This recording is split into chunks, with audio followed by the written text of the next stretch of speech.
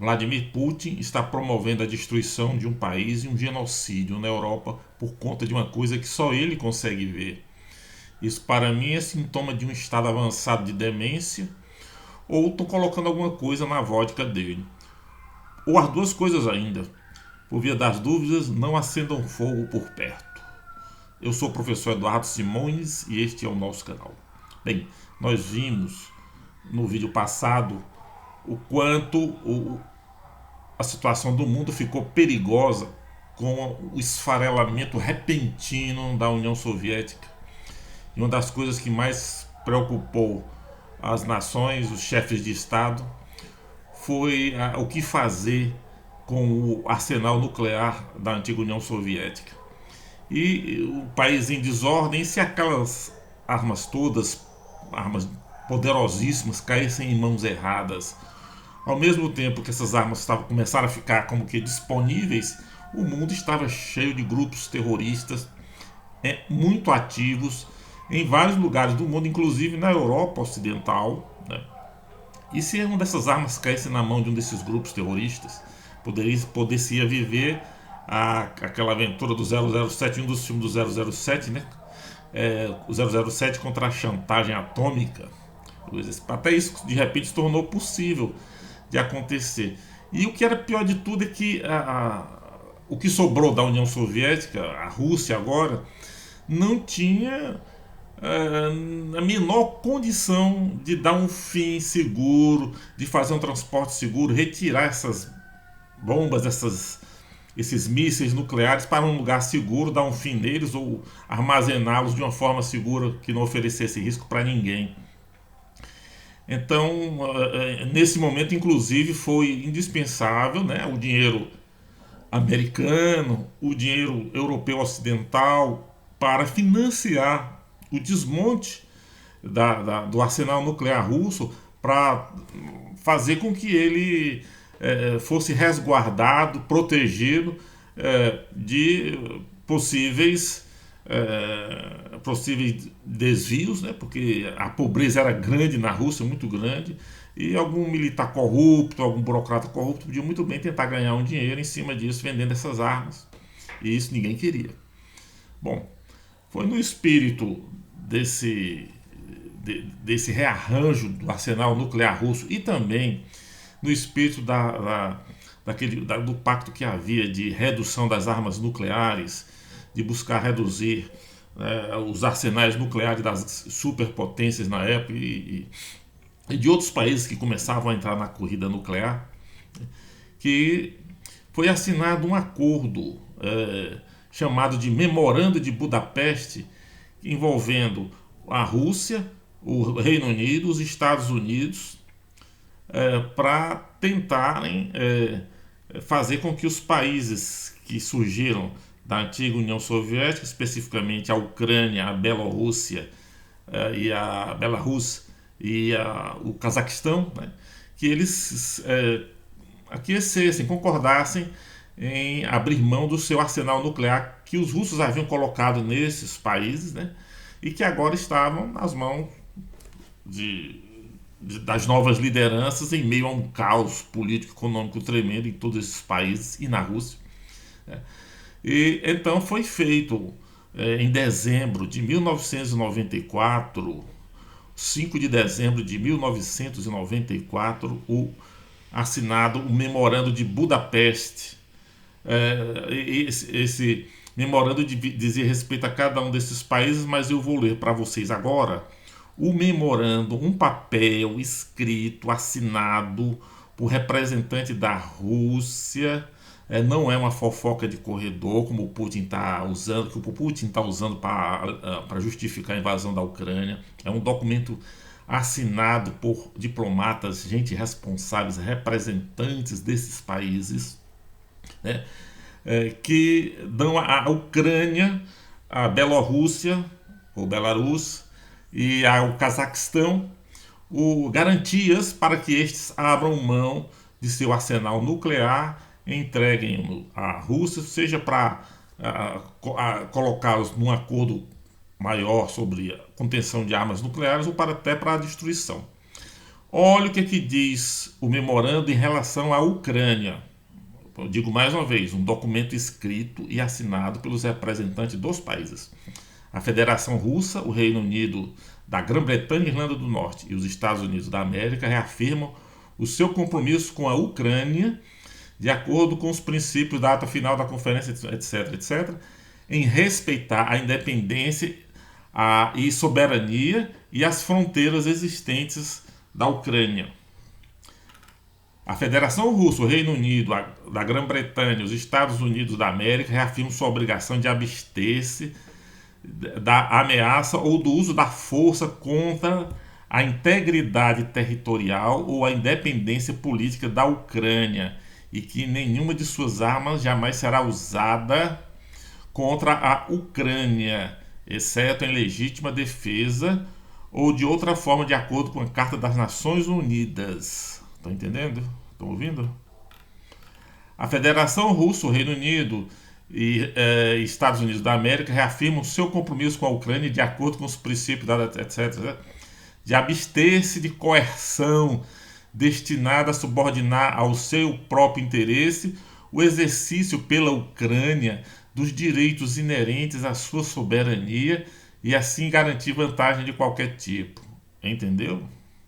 A Federação Russa, o Reino Unido e os Estados Unidos da América reafirmam seu compromisso de buscar uma ação imediata no Conselho de Segurança para prestar assistência à Ucrânia como um Estado sem armas nucleares, parte do Tratado sobre Não Proliferação, caso a Ucrânia seja vítima de ato de agressão ou objeto de alguma ameaça de agressão em que sejam utilizadas armas nucleares.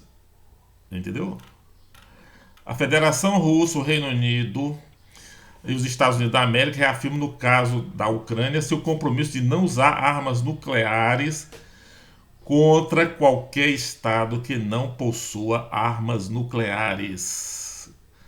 Parte do Tratado sobre a Não Proliferação das Armas, exceto no caso, etc., exceto no caso de um ataque a si mesmo, seus territórios ou territórios dependentes, suas forças armadas e seus aliados, por tal Estado em associação ou aliança com o Estado com armas nucleares. Você só usa armas nucleares, meu amigo, se você for atacado, segundo aqui o texto, se você for atacado por outro Estado que tenha armas nucleares.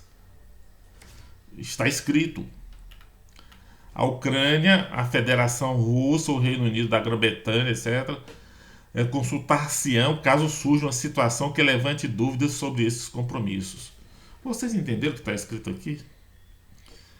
Isso aqui nega categoricamente tudo que o Putin fez até agora e pensa em fazer ou disse que vai fazer. Isso aqui é o oposto, isso aqui está garantido, escrito, assinado por um representante do Boris Yeltsin na época. Não sei se eu não tenho certeza se o Boris Yeltsin assinou pessoalmente esse tratado junto com o John Major da Inglaterra e o Bill Clinton dos Estados Unidos, eu não tenho certeza, e o Kravchuk da Ucrânia, eu não tenho certeza. Mas tenha sido o Yeltsin ou um representante legal da Rússia, o embaixador da Rússia, o representante da Rússia, plenipotenciário que seja, isso gera obrigação. E é por isso que os Estados Unidos e a Inglaterra são tão firmes, tão fortes em fazer com que a Rússia recue da Ucrânia. Porque o que a Rússia está fazendo é um descumprimento grosseiro de um tratado afirmado. A Rússia ao mesmo tempo que a Rússia descumpre esse tratado, ela desmoraliza os Estados Unidos e a Grã-Bretanha que assinaram esse tratado. Agora tem mais. Além desse tratado assinado com a Rússia, ou com a Grã-Bretanha e os Estados Unidos, a Rússia também também foram assinados garantias pela França e pela China. A China também assinou garantias para a Ucrânia. Tá? E isso tudo a China está agora esquecendo, em função de interesses de curto prazo, mas a China também assinou um acordo onde ela se comprometia a respeitar e fazer respeitar a integridade territorial da Ucrânia. junto com a França. A França não fazia parte da OTAN, então escreveu um acordo em separado, e a China também escreveu um acordo em separado, comprometendo-se com a integridade territorial da Ucrânia. Isso é fato, meu amigo. Isso está escrito. Isso aqui não é uma coisa que alguém falou entre quatro paredes, assim, saindo de um corredor, saindo as carreiras de um elevador, uma coisa assim. Então, isto é que é o fato. Pois bem, mas acontece o seguinte: como eu disse para vocês anteriormente, né, a crise na Iugoslávia superou todas as expectativas, as mais terríveis possíveis.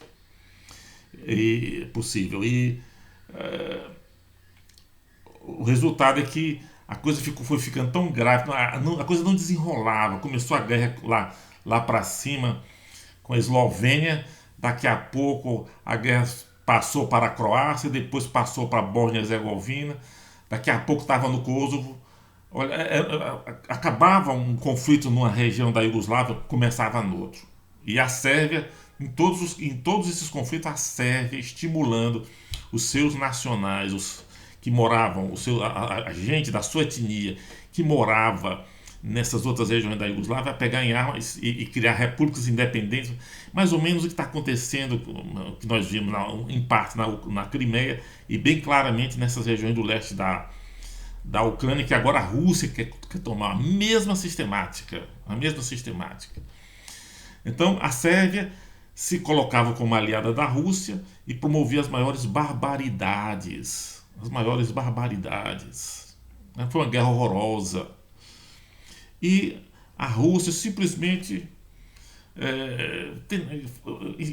tentava imprimir aquela intervenção diplomática, mas que não resolvia, vivia chamando o camarada lá da Sérvia, não sei se é o Milosevic, para conversar, vamos debater isso aqui, mas não se resolvia nada, e os sérvios cada vez mais agressivos, cada vez mais sanguinários. Até que a OTAN e os países ocidentais, percebendo que aquilo poderia se agravar e contaminar todo o continente, resolveram agir. Quando a OTAN estabeleceu sua linha vermelha, os sérvios nem te ligam, né?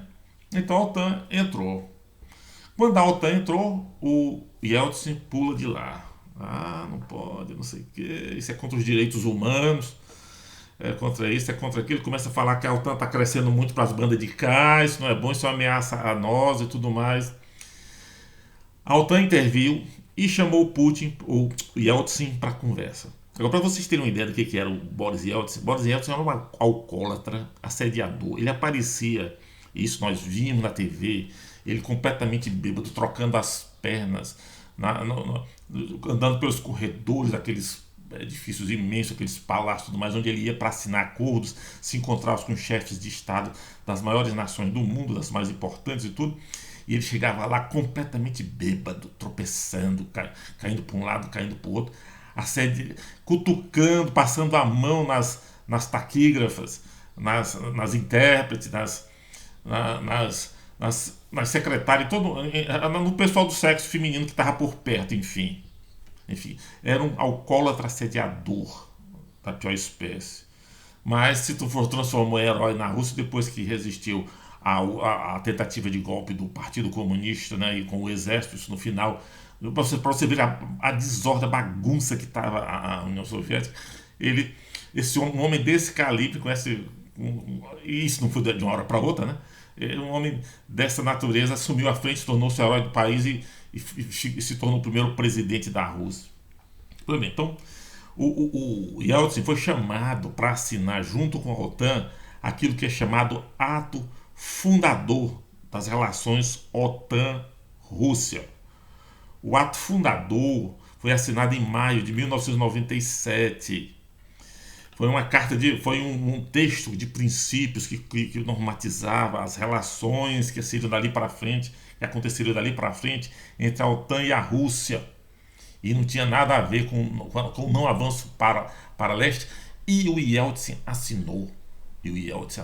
Diz aqui. Diz o texto, que eu peguei alguns textos, que é um texto longo, mais ou menos. Então eu peguei algumas partes, alguns trechos desse texto, e vou dividir aqui com vocês. A OTAN e a Rússia não se consideram adversários. Eles compartilham o objetivo de superar os vestígios do confronto e da competição anteriores e fortalecer a confiança e a cooperação mútuas. O presente ato reafirma a determinação da OTAN e da Rússia em dar substância concreta ao seu compromisso comum de construir uma Europa estável, pacífica, indivisa, íntegra e livre em benefício de todos os povos. Isso foi assinado, amigo. Os russos assinaram isso. Eu acho que o Putin não se lembra mais, né? Deve estar com algum problema na cabeça, na memória. A Rússia continua a construção,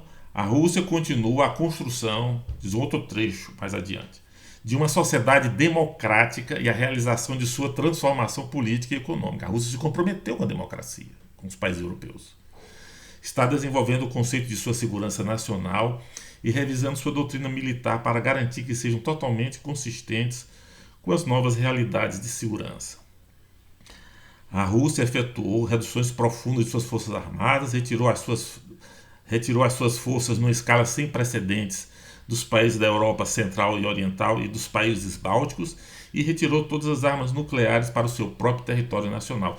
Isso foi feito graças ao pagamento foi financiado pelos países ocidentais, porque a Rússia não tinha recursos para tirar essas forças de lá, desses países todos, e trazer de volta para o seu estado. O país estava quebrado. A Rússia estava com o pires na mão. A Rússia está empenhada em reduzir ainda mais suas forças convencionais e nucleares, está participando ativamente de operações de manutenção da paz em apoio à ONU e à Organização de Segurança Europeia. Aí o reconhecimento, os países desse ato fundador reconhecem. Tratam do reconhecimento do papel vital que a democracia, o pluralismo político, o Estado de Direito e o respeito pelos direitos humanos e liberdades civis e o desenvolvimento de economias de mercado livre desempenham no desenvolvimento, na prosperidade comum e segurança abrangente. Isso foi colocado no papel para todos os estados reconhecerem, e para a OTAN e a Rússia reconhecerem isso e se comprometerem com isto, abster-se da ameaça ou do uso da força uns contra os outros, bem como contra qualquer outro estado.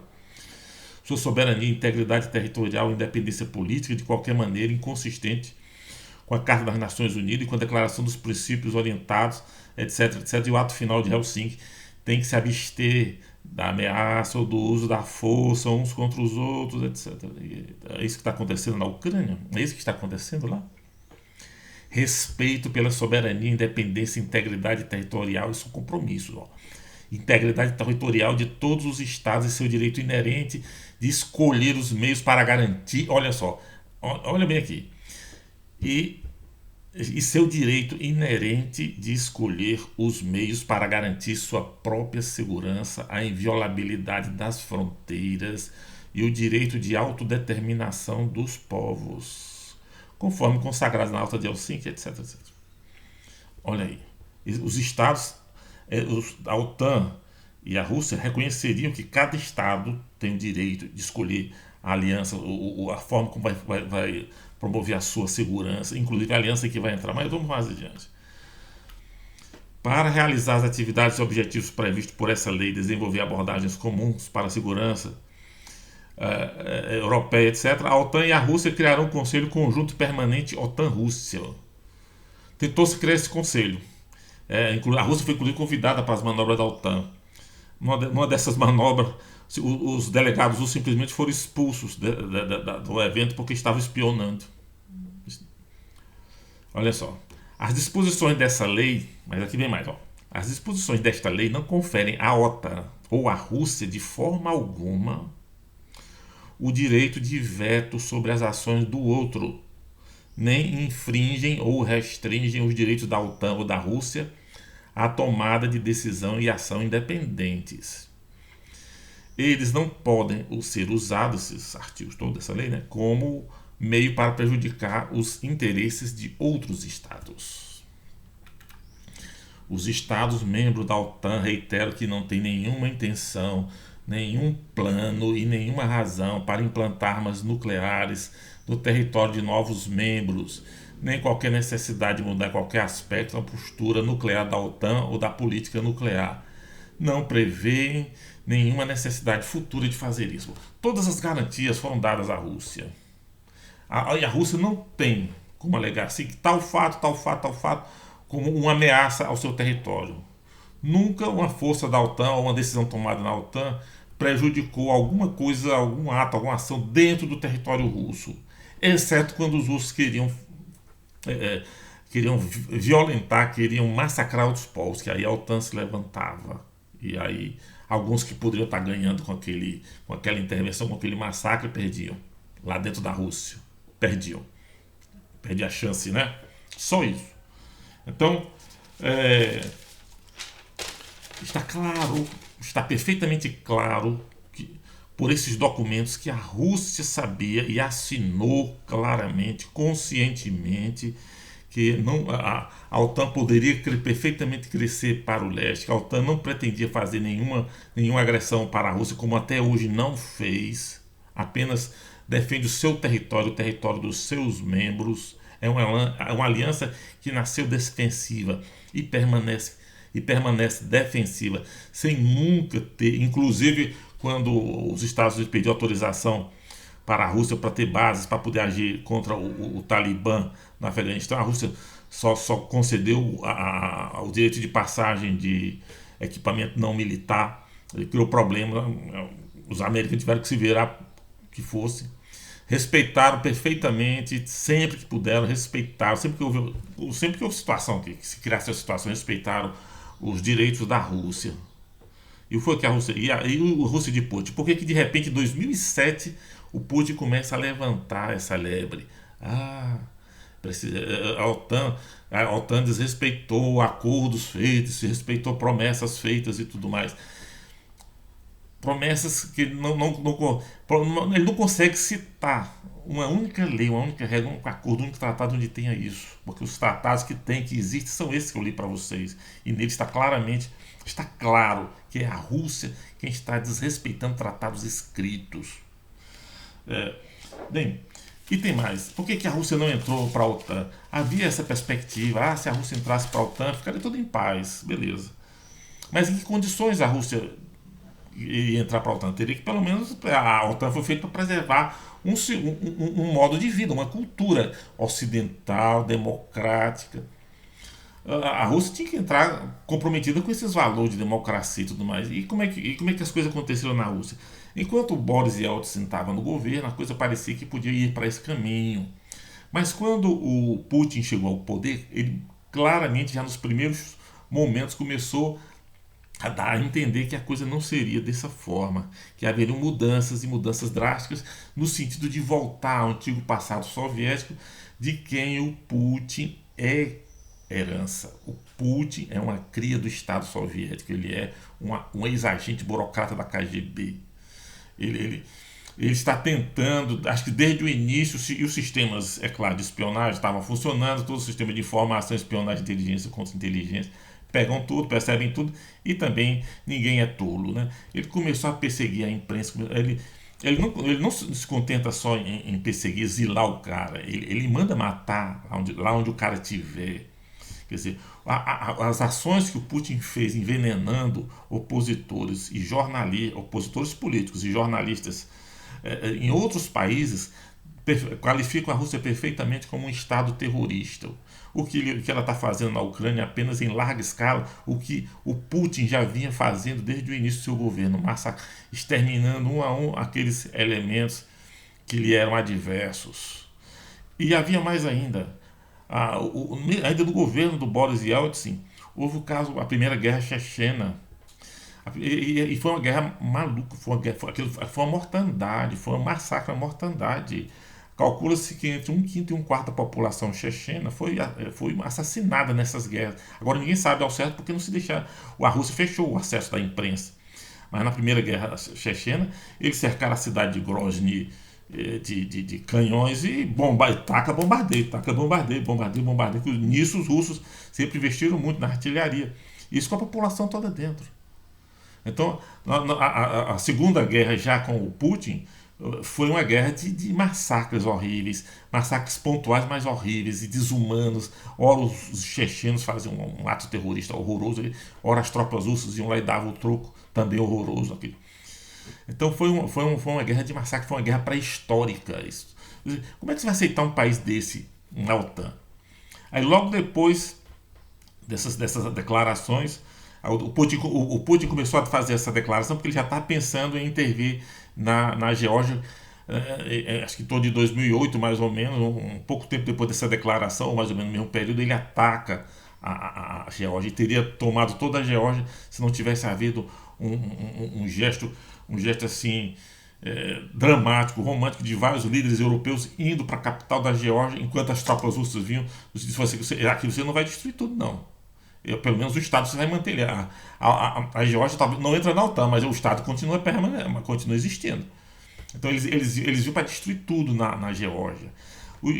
Ainda mais uma coisa: as ações na Chechênia, as ações na Geórgia, depois na Síria, todas elas, e agora na Ucrânia, todas elas mostram o terror como forma como uma política de Estado nas suas relações internacionais. Toda a ação do exército russo nesses lugares foi no sentido de chegar massacrando, fervendo, destruindo tudo que pudesse para fazer a oposição, a força contrária refluir. É um Estado terrorista por natureza. Então, como é que se pode, com base em tudo nisso, se sonhar ainda com a integração da Rússia na OTAN? Então, o Putin foi gradualmente convencendo, né, a OTAN que a Rússia não estava que seria um prejuízo enorme para a OTAN, para as relações internacionais, ter um país como a Rússia, uma ditadura. Aliás, se vocês observarem, a Rússia se fez cercar, desde o tempo do Yeltsin, a Rússia se fez cercar de um cinturão de ditaduras. Todos os países que estão ao redor da Rússia ou são ditaduras, ou você pensar assim, talvez a Armênia talvez não é tão ditatorial, mas são países instáveis, politicamente violentos, cheios de problemas, resolvendo pela força das armas as suas diferenças. Então, não havia como um país com essas condições, um país e a Rússia intervindo internamente para tentar dirigir a política desses estados em função dos seus interesses, não havia como a Rússia fazer parte da OTAN. Isso já há muito tempo, isso já era visto, isso são coisas antigas. Nós é que não nos informamos muito, né? Nós é que não nos interessamos tanto em nos informar, mas esse é o problema nosso. Então, está portanto explicado, acho que cabalmente, que nunca houve a promessa de não avançar da OTAN não avançar na direção do leste. Quando foi europeu, quando fez, deu estabilidade ao leste da Europa e à Europa toda, criou as condições para um grande momento de paz e crescimento econômico e tecnológico, que a Rússia desde o início fez um jogo duplo, que a Rússia nunca conseguiu até hoje, se desligar do seu passado soviético e até czarista. A autocracia continua sendo a marca da política russa, a violência, a morte, a perseguição política, inclusive fora das fronteiras. Né? E por conta disso, né, não há por que justificar qualquer simpatia à Rússia ou ter esperança de qualquer mudança nesse cenário, porque tem raízes profundas e os Estados Unidos, o Reino Unido principalmente, estão tentando deixar bem claro que a sua parte no tratado assinado com a Ucrânia será respeitado. E enquanto eles fizerem isso, são países que merecerão respeito. Se esquecerem disso, aí terão entrado na mesma vala comum que a Rússia. Muito obrigado.